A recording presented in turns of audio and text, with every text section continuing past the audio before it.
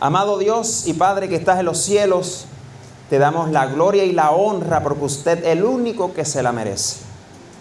Padre, gracias por ser grande, poderoso, grandioso y dar la sabiduría que necesitamos para comprender tu palabra y también para conocerte más. Así que Padre Celestial, en esta hora necesitamos una porción de tu Santo Espíritu. Que podamos, Señor, en la persona de tu Santo Espíritu poder entender con claridad, Señor, las cosas que tú has escrito, con el propósito de que podamos crecer en esta bendita gracia. Bendice a aquellos que han hecho los votos, Señor, y guía sus vidas como lo has hecho hasta ahora. Y que ellos puedan también participar de esta persona, tu Santo Espíritu. Gracias, mi Dios, por tu amor. Guíanos en el nombre de Jesús. Amén y amén. Hermanos, ¿quién trajo su espada? Es mi pregunta. Gloria a Dios. Pues la vamos a usar hoy. Porque me he dado cuenta que a veces traigo los versículos y nadie abre la Biblia. Así que mejor traigo el versículo no explicado y abrimos todos la Biblia, ¿verdad que sí? Así que, aunque traje algunos, sí, para avanzar porque el tema es un poco extenso en cuestión a información. Pero, hermanos, créame, usted va a entender algunas cosas en el día de hoy por la gracia de Dios. Muy bien. Vamos a Apocalipsis capítulo 10. Apocalipsis capítulo 10, versículo 2, que fue el primer versículo que la hermana estuvo leyendo. Ahí dice la palabra de Dios. Y tenía en su mano un librito abierto. ¿Quién tenía en su mano un librito abierto? Y puso su pie derecho sobre el mar y el izquierdo sobre ¿qué? Sobre la tierra. Ahora, para entender el versículo 2 necesitamos leer el versículo 1. Y el versículo 1 dice: y vi otro ángel fuerte descender del cielo envuelto ¿en qué? En una nube. Y un arcoíris sobre su cabeza, y su rostro era como el sol, y sus pies como columnas ¿de qué? Columnas de fuego. Muchos de nosotros hemos estudiado por mucho tiempo quién es este personaje que explica aquí Apocalipsis capítulo 10. Y muchos de nosotros hemos entendido cuál es el propósito del capítulo 10 en la historia de nuestro movimiento. Pero debemos entender algunas cosas que sucedieron para ver la experiencia que Dios le dio a ellos y nosotros saber si estamos en la misma experiencia o no. Ahora, hay unos libritos que le decimos la inspiración. Usamos para que no sean nuestras palabras, sino que sean las mismas palabras que inspiraron la palabra de Dios, que nos expliquen estas cosas. Dice aquí,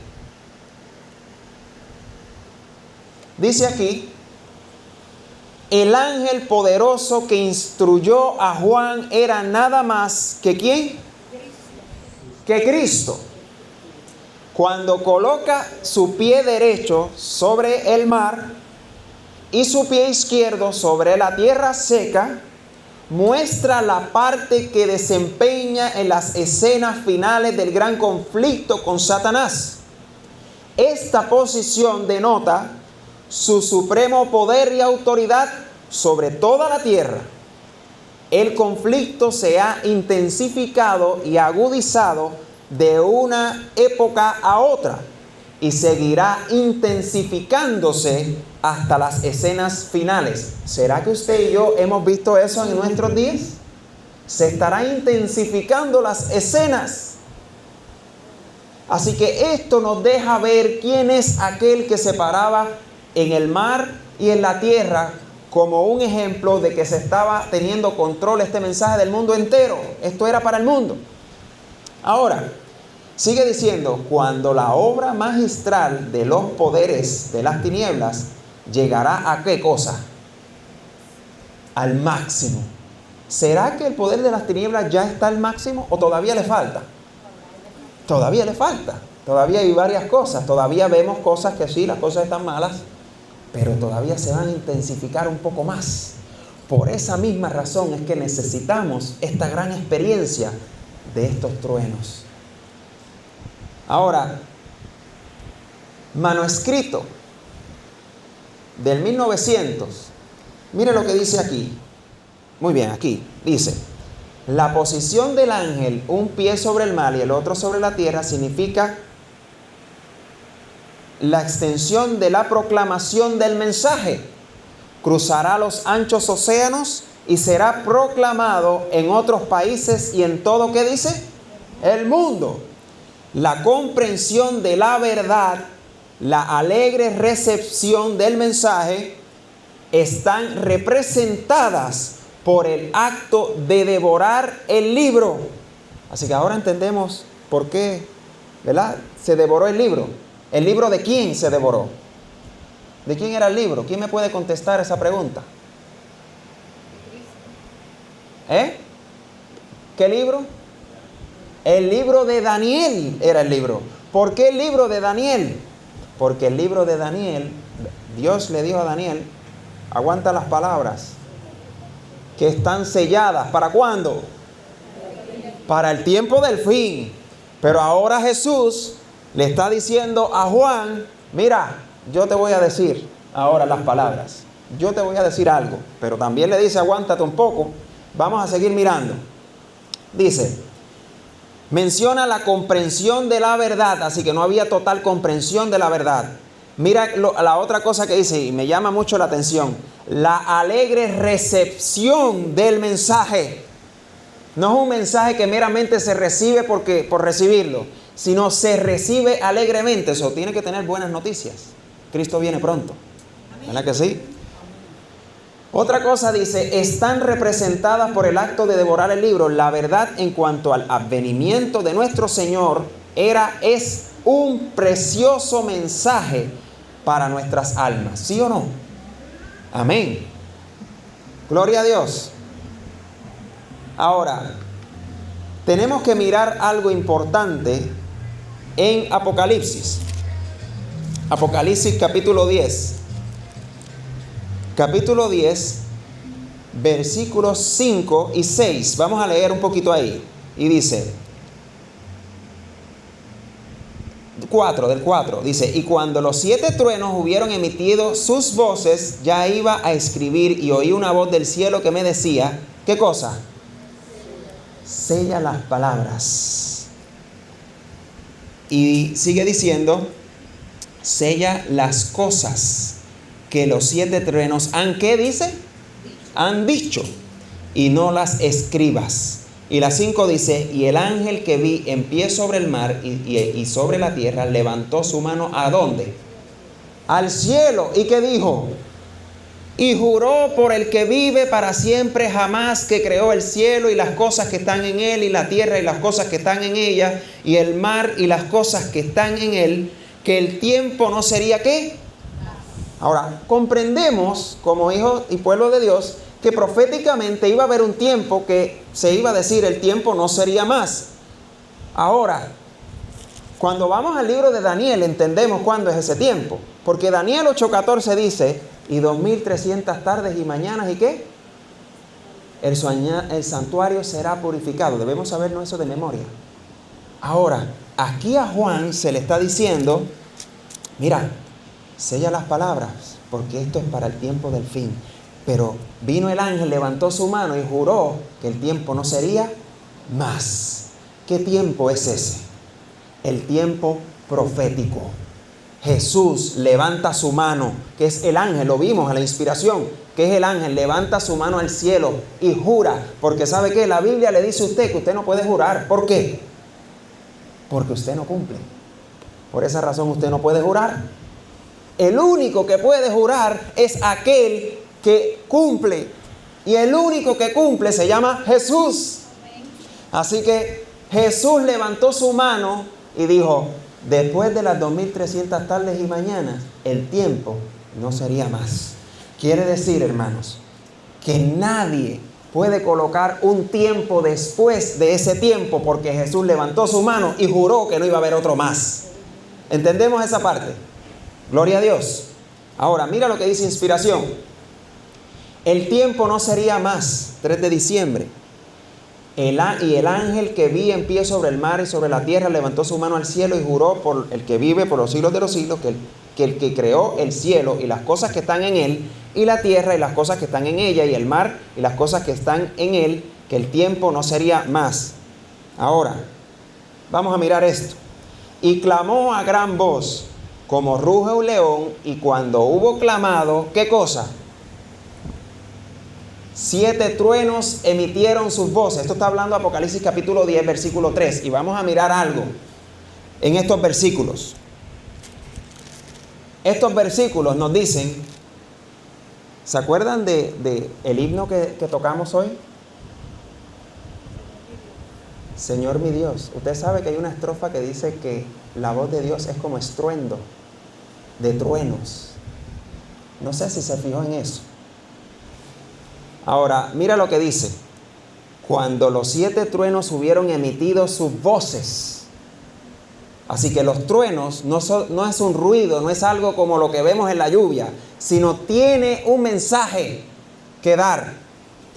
Yo iba a escribir, pero oí una voz del cielo que me decía, aguántate, sella las palabras. ¿Por qué será que Dios le dijo a Juan, aguántate, no escribas esas cosas, sella las palabras?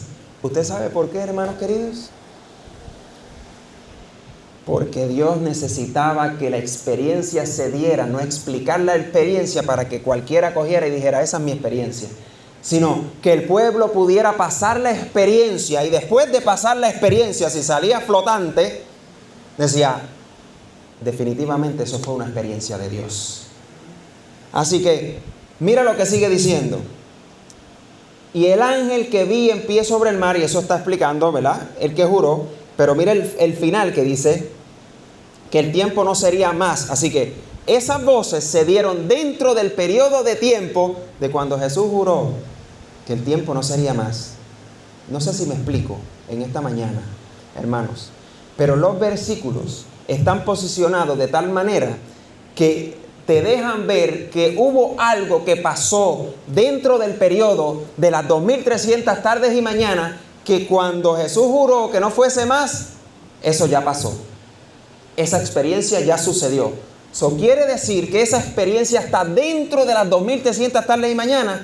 No puede ser una experiencia futura. Es una experiencia del pasado.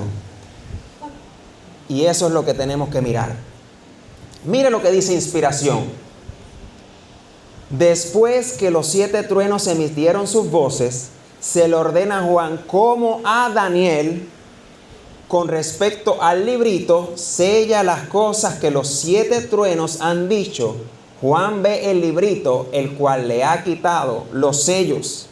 De esto se deduce que las profecías de Daniel tienen su aplicación en la proclamación al mundo de los mensajes de ¿qué cosa? Del primero y ¿qué más? Y del segundo. Ahí se quedó, dice, primero y segundo. Y del tercer, dice el tercer ángel, pero vamos a ver. La apertura del librito era el mensaje en relación ¿con qué? Con el tiempo. Vamos a Daniel capítulo 12, hermanos. Vamos a Daniel capítulo 12. 12:4 en adelante. Pero tú, Daniel, ¿lo tienen? Digan amén, si lo tienen. Miren si no es lo mismo. Pero tú, Daniel, cierra las palabras y sella el libro hasta el tiempo de ¿cuándo? Del fin. Muchos correrán de un lado al otro y la ciencia se aumentará. Y yo, Daniel, miré y he aquí otros 2 que estaban de pie. El uno a este lado del ¿qué? Dice. Del río, y el otro al otro lado de ¿qué? Y dijo un varón vestido de lino que estaba sobre el agua del río, ¿cuándo será el fin de estas maravillas? Y oí al varón vestido de lino que estaba sobre el agua del río, el cual alzó su mano derecha y su mano izquierda al cielo y juró por aquel que vive por siempre, que será por tiempo, tiempos y la mitad de un tiempo. Y cuando Él acabe de dispersar el poder del pueblo santo, todas estas cosas serán ¿qué? Cumplidas. Y yo oí, mas no entendí. Y dije, Señor mío, ¿cuál será el fin de estas cosas? Y dijo, anda Daniel, que estas palabras están cerradas y selladas hasta ¿qué cosa? Tiempo del fin. Así que vemos que hay unas palabras, hay unos eventos que estaban sellados para el tiempo del fin y tenían su propósito. Ahora, no sé si se dieron cuenta que Apocalipsis y Daniel básicamente decían lo mismo, ¿verdad? Con algunas diferencias, obviamente de tiempo, porque Daniel era de su tiempo en adelante y ahora Juan de su tiempo en adelante, más en el futuro. Mire lo que dice aquí. Inspiración. Los libros de Daniel y Apocalipsis son separados. ¿Qué dice ahí? Son uno. ¿Están despiertos, hermanos? ¿No se ve bien? Los libros de Daniel y Apocalipsis son uno. El primero es una profecía y el otro una revelación. Uno es un libro sellado, el otro un libro abierto. La luz especial que se le dio a Juan, expresada en los 7 truenos, oigan bien, era un bosquejo de sucesos que debían ocurrir bajo los mensajes de los ángeles primero y ¿qué más? Y segundo. Así que eran eventos que iban a pasar dentro del primer ángel y segundo ángel. Los mensajes de los ángeles primero y segundo debían ser proclamados, pero no había de revelarse mayor luz antes que esos mensajes hubiesen hecho su obra específica. Así que hasta que eso no sucedió, ellos no podían entender que eso era lo que significaban los truenos. Primero tenía que suceder. Entonces, sigue diciendo, este tiempo, el que el ángel declara con un solemne juramento, no es el fin de la historia del mundo ni del tiempo de gracia, sino del tiempo profético que precederá al advenimiento de nuestro Señor. Es decir, la gente no tendrá otro mensaje acerca de un tiempo definido. Y esto fue lo que quise decir. Después de este lapso, que ahora abarca ¿desde qué año? 1842 a 1844. Así que hay unos eventos que sucedieron dentro de este marco de tiempo, de 1842 al 44, que nos dejan ver lo que sucedió, lo que estos truenos decían. No puede haber ningún cómputo definido de tiempo profético. El cálculo, oigan bien, más prolongado llega ¿hasta cuándo? Hasta otoño del 1844. Por eso es que hemos mencionado muchas veces, hermanos, que ya Jesús levantó su mano y juró que después del 1844 no hay nada más que buscar en tiempo profético. No hay nada más que buscar. Ahí lo dice Inspiración, no me lo inventé yo. Ahí está revelado. No hay nada más que descifrar. Y usted sabe algo, tristemente, muchos ministerios o pastores de ministerios empiezan a decir, a poner fechas, a decir que va a venir Cristo en tal fecha o en aquella fecha. Cuando falla la fecha, hermanos, se pierde la confianza de los mensajes de los 3 ángeles. Ese ha sido el problema por muchos años. Porque no es un problema de afuera, no es un problema de otra iglesia, es un problema de nuestra iglesia, de nuestros pastores, que empiezan a decir una fecha para que la gente empiece a enviarle dinero a sus ministerios. Corre, que Cristo viene. Pero estas voces de los truenos nos deja ver la condición en la cual debemos estar antes de que Cristo venga. Si no, difícil. Y qué bueno que la inspiración nos dejó ver con claridad que no hay más tiempo. Si usted ve un tiempo, óigame bien, si usted ve una predicación, Cristo viene en el 2027 o 28 o 29, no importa. Apague su teléfono. El Espíritu Santo le acaba de decir hoy con la palabra de Dios que el tiempo, Cristo juró que el tiempo no sería más. Por eso el hombre no debe tener el atrevimiento de decir que lo que Cristo juró no tiene validez. Debe tener el peso que lleva, el peso de un juramento que hizo el mismo Dios. Así que vamos a mirar algunas características de las que vemos en Apocalipsis, o en Daniel, perdón. Daniel capítulo 10. Vamos a mirar el hombre vestido de lino. Daniel capítulo 10. 10 versículo 5. Mire lo que vio Daniel. Ya aprendimos que Daniel y Apocalipsis son uno. Ahora vamos a ver. Daniel capítulo 10 versículo 5 dice: y alzando mis ojos miré, y he aquí un varón vestido de ¿qué cosa? De lino, y ceñido sus lomos de oro de Ufaz, y su cuerpo era como el bérilo, y su rostro parecía un relámpago, y sus ojos como antorcha de fuego, y sus brazos y sus pies como de color de bronce resplandeciente, y la voz de sus palabras como la voz de una multitud. Ahí vemos. Así que miramos que está describiendo características de Cristo. Pero si miramos Levíticos capítulo 16, acompáñenme a Levíticos capítulo 16.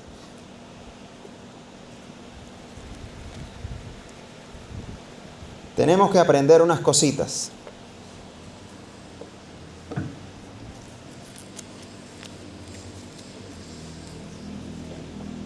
Levíticos capítulo 16, versículo 4.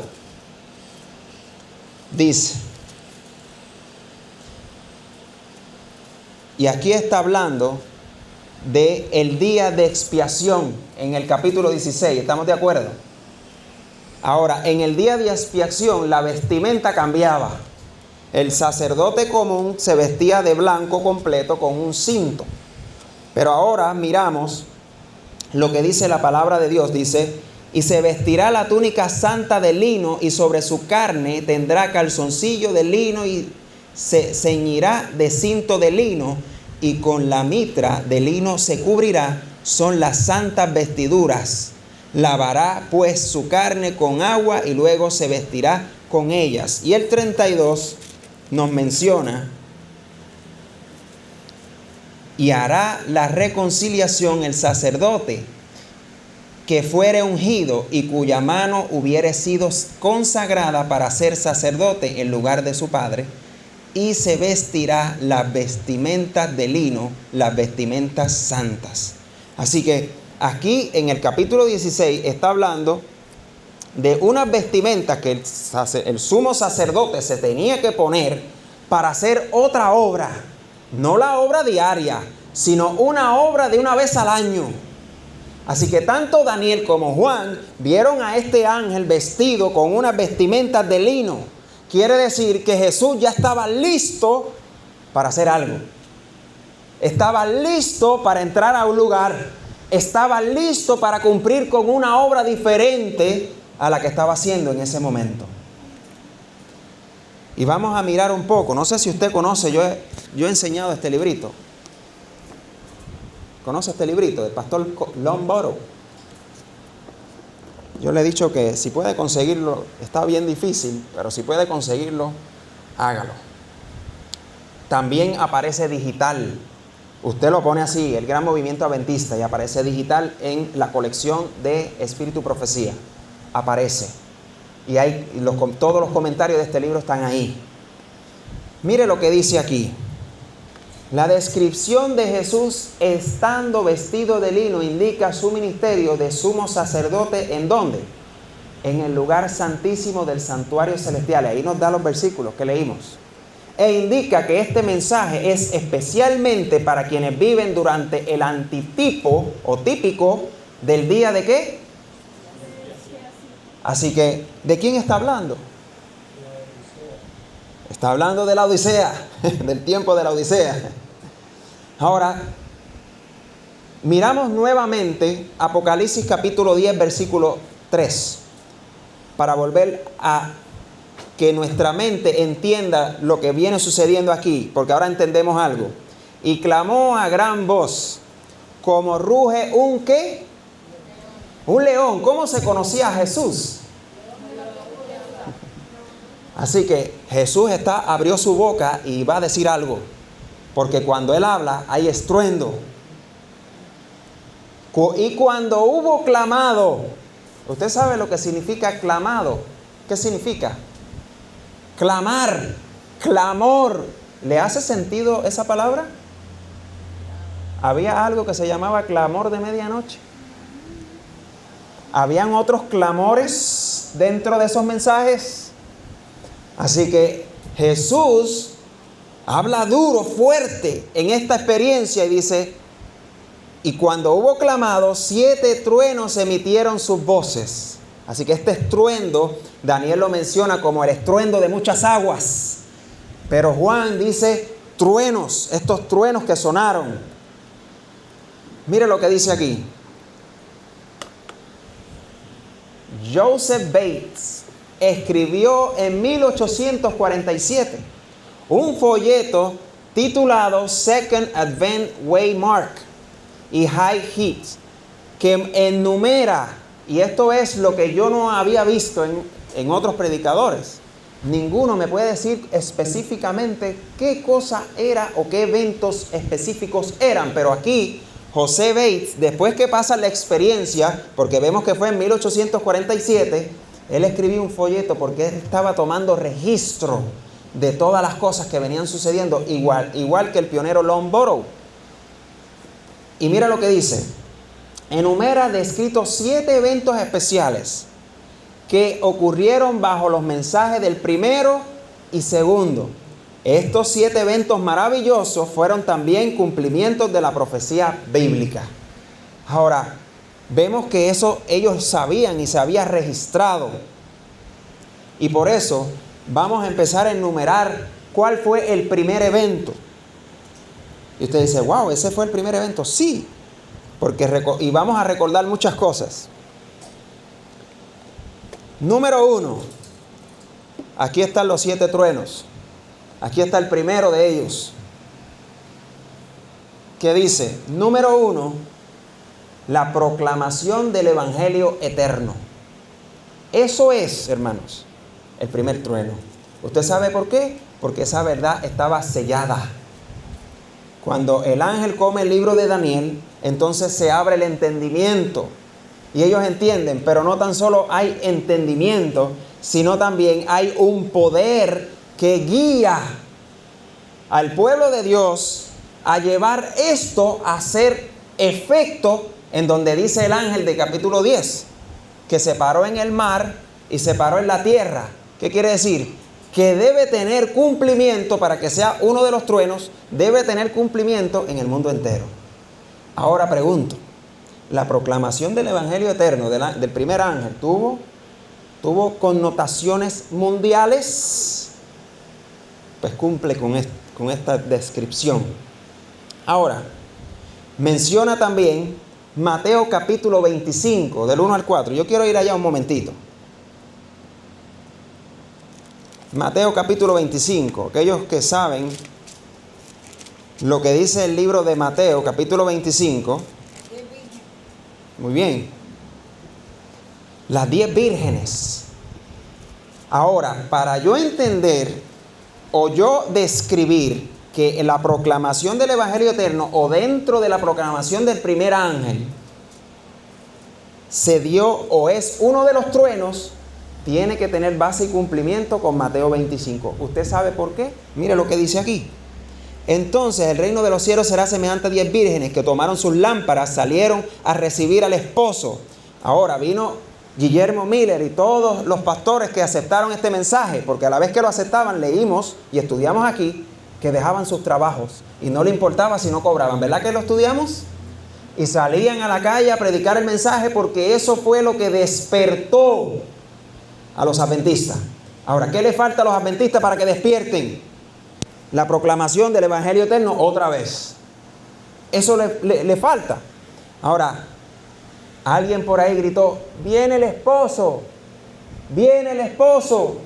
Esa fue la proclamación del Evangelio eterno. Ahí viene Cristo, ahí viene el Salvador, prepárate. Pero ahora Jesús había explicado esta historia y sigue diciendo la experiencia. Y 5 de ellas eran prudentes, así que está hablando de iglesias. En el caso de la aplicación profética de Apocalipsis, dice, 5 iglesias, vamos a ponerlo así, aceptaron o tenían aceite en sus lámparas, y 5 iglesias no estaban preparadas para este mensaje que se estaba dando. Ahora dice, y las insensatas tomaron sus lámparas, no tomaron consigo aceite, mas las prudentes tomaron aceite en sus vasos juntamente con sus lámparas. Ahora, el versículo 5 dice, y cuando sucedió el chasco, ¿qué pasó? Y tardándose el esposo, ¿qué pasó? Lo interesante de esta historia, hermanos, que si miramos el marco histórico de las iglesias, este evangelio se le proclamó a todas las iglesias. Y los que tenían aceite en sus lámparas empezaron a salir. Por eso es que dice que en el marco profético de estos 2 mensajes, era el primero y el segundo, pasaron 7 truenos. Ahora, dentro de la proclamación del evangelio se le anunció a todas las iglesias. Y las iglesias, la gente empezó a aceptar, unos a aceptar y otros no. ¿Verdad que sí? Lo mismo que describe Mateo 25. Unos aceptaban, otros no. No lo quiero. Otros se tenían que salir de sus iglesias porque querían seguir a dónde estaba el esposo. Estaban buscando el esposo. Y por eso estas personas salieron de sus iglesias con el propósito de buscar más, porque creyeron en esta proclamación de Apocalipsis 14, 6 en adelante. Ahora, mira lo que dice aquí, el librito de Lomboro. En cumplimiento de esta predicción, encontramos que allí mismo, en 1833, el Señor estaba levantando sus mensajeros o ministros en diversas partes ¿de dónde? Del mundo. Apocalipsis capítulo 10. Ahora, quienes desde 1833 a 34 hicieron sonar, ¿qué cosa? El clamor. ¿Quién realmente hizo sonar el clamor? Fue el león que ruge, Cristo. Así que Cristo estaba involucrado con aquellas personas que querían predicar. Les enseñó el libro de Daniel y le dijo, ahora tú vas va a haber un clamor, una experiencia. Y dice, a sonar el clamor de la venida de Cristo estaba cerca, a las puertas. Y ellos enseñaron la palabra de la higuera, apuntando a estas señales de su venida, así como Él les había dicho que hicieran. Este mensaje, ya sea por un maestro viviente o por la agencia de la página impresa, fue a cada estación misionera, ¿dónde? En el mundo, y a cada puerto de la tierra. Así que vemos que era uno de los truenos, porque Jesús hizo rugir este mensaje y este mensaje llegó al mundo entero. Y decimos, wow. Ahora entendemos por qué la iglesia se le llamó la iglesia Filadelfia. Ellos sí se apretaron la correa, como decimos aquí. Se apretaron la correa y dijeron, vamos a hacer lo que tenemos que hacer. Vamos aquí, vamos allá. Mira, Guillermo Miller estaba por meses en otros lugares y su familia, cuando él llegaba, sus hijos estaban más grandes. Así que la importancia de su vida era predicar el evangelio de Cristo. Eso era lo importante para él. Mira lo que sigue diciendo aquí. El evangelio eterno, como lo describe Apocalipsis 14, 6, 7, ha sido predicado a cada nación, tribu, lengua y pueblo, diciendo en alta voz, temer a Dios y darle gloria, porque la hora de su juicio ha llegado, y adorad a aquel que hizo el cielo y la tierra y el mar y las fuentes de las aguas.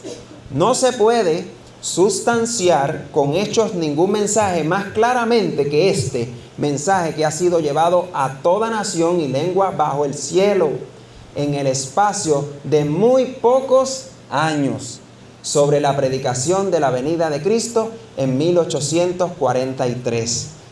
Ahora, y aquí menciona, por intermedio de conferencias y publicaciones, el sonido ha ido a toda la tierra y la palabra al fin del mundo. Ahora, muchos mencionan, hermanos, que el Internet se va a encargar de predicar el mundo. El Internet es una herramienta tremenda. Pero cuando venga la persecución, usted no va a poder pagar el teléfono. Usted no va a poder pagar los biles. Así que usted no va a tener teléfono, ni va a tener internet. ¿Qué usted va a tener? Solamente la voz y la palabra de Dios. Y decimos, si Dios permitió que en ese tiempo se predicara con hojas y con obreros el mundo, el internet es irrelevante. Lo que necesitamos es el poder de Dios, no el internet. Eso es lo que necesitamos. Y estar dispuestos para hacer la obra que Dios nos ha encomendado. Eso es lo que tenemos que hacer, hermanos queridos. Ahora, trueno número 2. La tardanza del novio. La tardanza del novio. Ya leímos Mateo capítulo 25 y leímos el versículo 5, que decía, y tardándose el esposo, cabecearon todas y se durmieron. Así que eso fue un evento grande, hermanos. Y leemos Habacuc capítulo 2, versículo 3. ¿Qué dice? Habacuc capítulo 2, versículo 3 dice, aunque la visión tardara aún por tiempo, mas al fin hablará y no mentirá. Aunque se tardare, espéralo, que sin duda vendrá y no tardará. Así que el Señor se tardó, hubo un chasco y ellos cabecearon, cabecearon y cabecearon. Así que hubo una experiencia difícil de una espera. Pero ahí el profeta Habacuc explica y aconseja, mira, aunque la visión tarda a un tiempo, por un tiempo más, mas al fin hablará y no mentirá, aunque se tardara. Espéralo, hermano, espéralo. Esa fue la palabra que se le dijo, y esa es la palabra que se nos dice hoy en el mensaje del tercer ángel. Espéralo, que Él va a venir, pero prepárate y esté listo para cuando Él venga. Ahora, mire lo que dice aquí. La proclama, ahí viene el novio, en el verano del 1844, indujo a miles de personas a esperar el inmediato advenimiento del Señor. En el tiempo señalado vino el novio, no a la tierra como el pueblo lo esperaba, sino al anciano de días en el cielo, a las bodas, es decir, a recibir su reino. Las jóvenes que estaban preparadas entraron con él al banquete de bodas y se cerró la puerta. No iban a asistir en persona a las bodas, ya que éstas se verifican en el cielo, mientras que ellas están en la tierra. ¿Qué quiere decir eso? Que en experiencia, la iglesia que tenía aceite, las iglesias o las personas que tenían aceite en sus lámparas, entraron al lugar santísimo con el esposo. Por eso se cerró una puerta, había una puerta abierta. El esposo viene, se abrió una puerta. Mira lo que sigue diciendo. Los seguidores de Cristo han de esperar a que el Señor vuelva de la boda, pero deben entender su obra y seguirlo por fe mientras entra a la presencia de Dios. Es en este sentido que se dice que ellos entran a las bodas. ¿Aprendimos algo de esa historia? ¿Aprendimos algo de esa historia? Porque todavía el día de hoy hay personas que dicen, no, Vamos a entrar a las bodas, pero en el año tal. Hermanos, eso fue significativo históricamente y debe ser significativo para usted y para mí. De yo ya estar en el lugar santísimo del santuario celestial con Cristo. Según la parábola, las que tenían aceite en sus vasijas junto con sus lámparas fueron quienes entraron a las bodas. Los que junto con el conocimiento de la verdad de las Escrituras también tenían el Espíritu y la gracia de Dios, y quienes en la noche de su amarga prueba habían esperado con paciencia y escudriñaban la Biblia en busca de más luz, fueron los que reconocieron la verdad referente al santuario. ¿Dónde? En el cielo. Y el cambio de ministerio del Salvador. Y por fe le siguieron en su obra en el santuario celestial. Y todos los que por el testimonio de las Escrituras aceptan las mismas verdades y siguen por fe a Cristo mientras se presenta ante Dios para efectuar la última obra de mediación y para recibir su reino, a la conclusión de esta, todos ellos están representados como quienes entran, ¿en dónde? En las bodas. Así que tenemos que explicar allá afuera a otros para que puedan entrar a las bodas. A las bodas que quizás usted hoy ya está. Y si no está, le aconsejo que pueda entrar, porque estamos a tiempo todavía. Mire lo que explica aquí. En la parábola de Mateo 22 se emplea la misma figura de las bodas y se ve a las claras que el juicio investigador se realiza antes de las bodas. Antes de verificarse estas, entra el rey para ver a los huéspedes y cerciorarse de que todos llevan la vestimenta de bodas, el manto inmaculado del carácter, lavado y emblanquecido en la sangre del Cordero. Ahora, Jesús está mirando en el santuario celestial las ropas que tienen los que están en la iglesia, los que dicen que saben y entienden que hay una cosa que se llama la justicia de Cristo. Jesús está mirando si usted acepta la justicia de Cristo, si usted vive la justicia de Cristo, porque de nada nos vale saber que hay algo que se llama así, pero no lo vivimos, no lo entendemos. Ahora, Jesús quiere que entendamos la experiencia, porque por eso se registró la experiencia de ellos, para que ustedes vean que la experiencia de ellos no era fácil. Yo diría que nuestra experiencia es más fácil que la que pasaron ellos, porque ya ellos pasaron todo lo más malo y todavía nosotros estamos, como decimos aquí, en las papas. ¿Verdad que sí? Estamos en las papas. Ahora, trueno número 3. El anuncio de la caída de Babilonia. Apocalipsis 14:8. Que dice, ha caído Babilonia.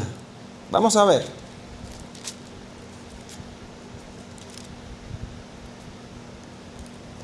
Dice, y otro ángel le siguió diciendo, ha caído Babilonia, aquella gran ciudad, porque ella ha dado a beber a todas las naciones del vino de la ira de su fornicación.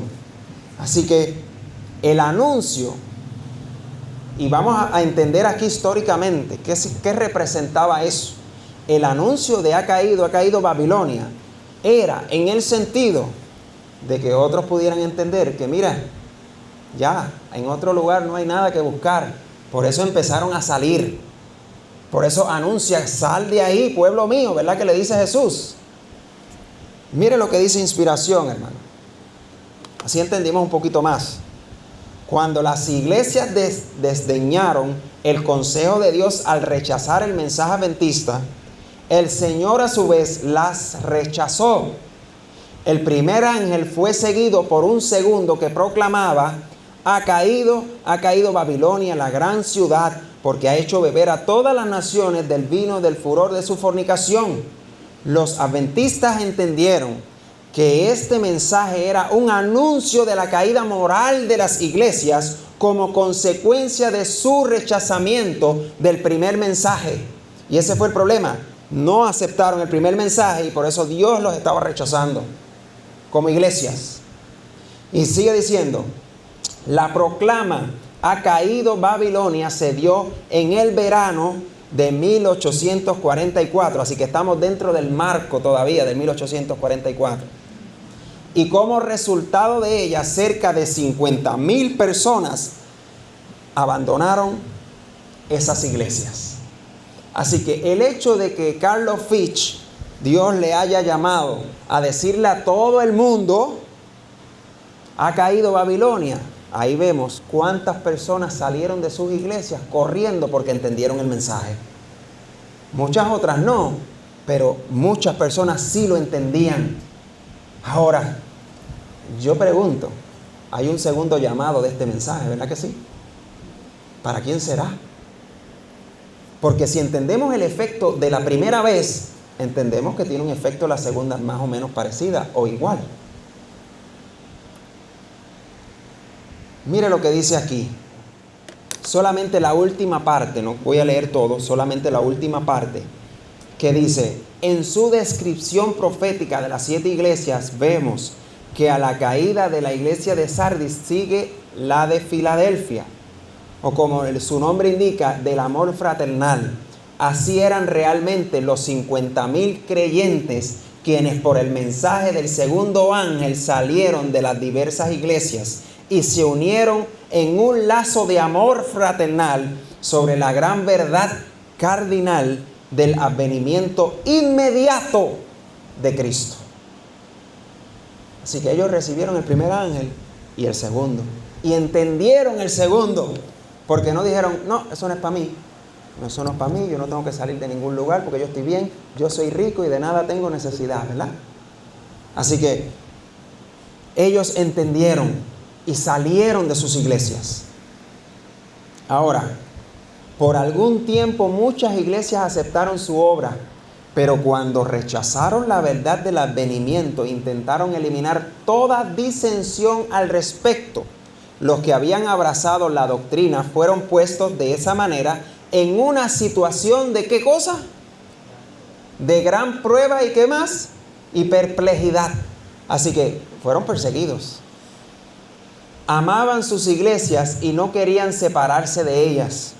Pero cuando se los ridiculizó, se les oprimió, se les negó el privilegio de hablar de su esperanza o de asistir a las reuniones donde se predicaba acerca de la venida del Señor, muchos finalmente se levantaron y se liberaron del yugo que se le había ¿qué? Yo no sé cómo el día de hoy no entienden, hermanos. Y yo siempre digo lo mismo, no entienden la historia. Nosotros debemos ser libres, ¿no? Debemos ser libres en pensamiento, en decisión, en culto. Y creemos que lo somos, pero a veces no lo somos. Nadie debe decirnos a dónde debemos ir, ¿verdad que no? Si es afuera, nadie nos dice dónde deben ir.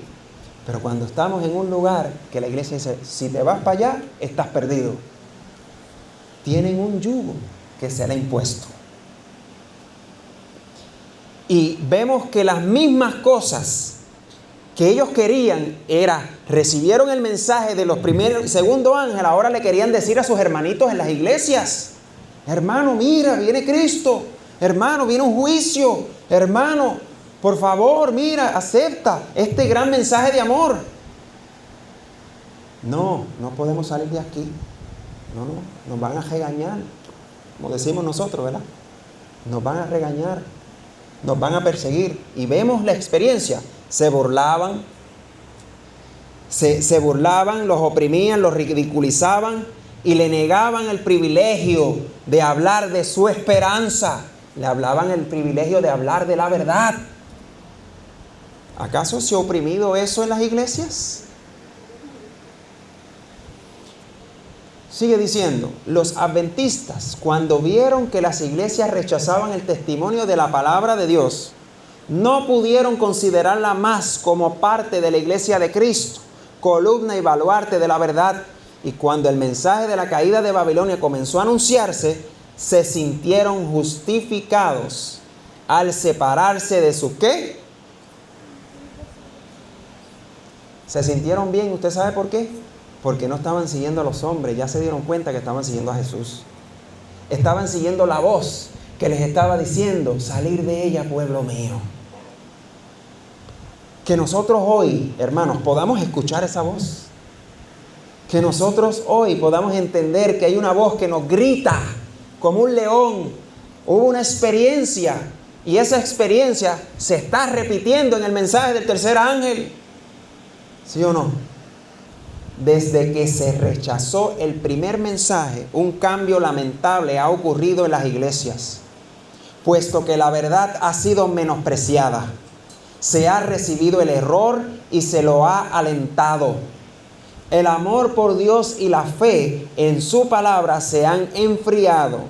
Las iglesias contristaron al Espíritu ¿de quién? De Dios.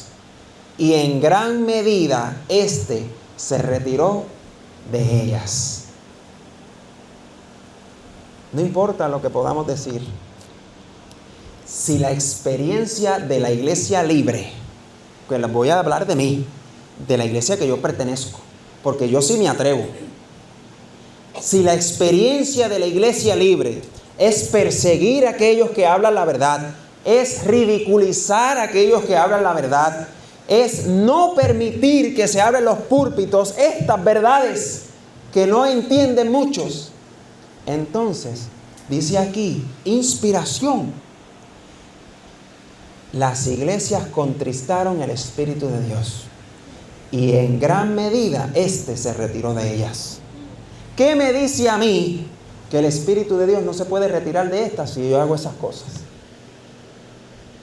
Dígame usted. Si está escrito con un propósito, con que no repitamos la misma historia. Y se ha repetido y nadie se da cuenta porque hay una ceguera que Satanás ha puesto. Hay una niebla, una nube que Satanás ha puesto en los ojos para que usted no vea que usted tiene un yugo en el cuello y en los brazos. Usted no se puede mover. Ahora, hermanos, quisiera que pudiéramos entender que los truenos tenían un gran propósito. Ahora entendemos por qué es que Apocalipsis capítulo 10, la experiencia del adventismo y de los chascos. Por eso es que le decía, versículo 4, y cuando los 7 truenos hubieron emitido sus voces, yo iba a escribir y oí una voz del cielo que me decía, sella las palabras o sella las cosas que los 7 truenos han dicho y no las escribas. Ahora usted entiende por qué. Porque no son cosas que si Jesús te las decía, las ibas a pasar por alto. Pero si tú las experimentas, las vas a recordar. ¿Te acuerdas la primera vez que te pelaste la rodilla en bicicleta? ¿Verdad que te acuerdas? Pues entonces la experiencia tiene más peso que las palabras que te diga alguien, porque tu mamá te decía, no corras bicicleta por ahí que te vas a caer. Pero cuando me pelé, lo recordé. Y lo recuerdo toda mi vida. Y eso es exactamente lo que Jesús quería que su pueblo hiciera. Recuerda la experiencia del primero y segundo ángel. Apenas estamos por los 3 y no los puedo explicar todo, por eso es la parte 1. 3 experiencias que dejan ver claramente cómo debemos ser como iglesia, cómo debemos ser como hijos de Dios. ¿Qué experiencia debo tener yo dentro del lugar santísimo con Cristo? ¿Qué cosas debo hablar en el púlpito y qué cosas no debo estar persiguiendo a los demás por hablar esas cosas? ¿Cuántas experiencias, hermanos, que están escritas en la historia con el propósito de que yo no sea igual? Yo sí quiero que el Espíritu de Dios more en esta iglesia. Yo sí quiero permitir que los mensajes de los 3 ángeles se puedan hablar a viva voz. Yo sí quiero que el león ruja para que podamos escuchar la voz de Cristo. Hermanos, Esto no está solamente en una persona, esto está en todos y cada uno de nosotros, para que podamos tener la misma experiencia que la iglesia de Filadelfia. Amén. Una vez le dije a un amigo que es pastor, joven, muy amado, le dije, debemos ser Filadelfia. Y me dijo, pero somos la Odisea. Así me dijo. Y yo lo miré y le dije, ¿y esa se salva o se pierde? Y se quedó callado. Dime tú, ¿esa se salva o se pierde? Porque no debe ser un orgullo que yo diga que soy la Odisea. Debo yo querer ser Filadelfia. Yo sé que estoy en el tiempo de la Odisea. Yo sé que estoy en el tiempo de la última predicación al mundo y de la última iglesia. Pero no debo ser la Odisea. No debo ser la odicense. Ni siquiera debo decir que en mi iglesia hay laodicenses. Hay un montón de laodicenses. Porque estamos en ese tiempo y eso es lícito. Hermanos, debemos ir con urgencia. Antes de entrar donde está el esposo, créame, busca el Espíritu Santo. Antes, hermanos, de poder decir que soy, debemos tener una experiencia viva y real. Cristo no se ha equivocado en la obra que ha hecho, ni siquiera desde que comenzó su ministerio aquí en la tierra. Todo ha tenido su tiempo exacto y cumplido para que nosotros podamos seguir al Cordero por donde quiera que va. Ahora, esta es la pregunta, y con esto terminamos. ¿Quieres seguir al Cordero por donde quiera que va? Pues ven el próximo sábado para seguir estudiando las experiencias de este pueblo y poder seguir al Cordero donde está hoy para llegar a donde está Él. Vamos a orar, hermanos.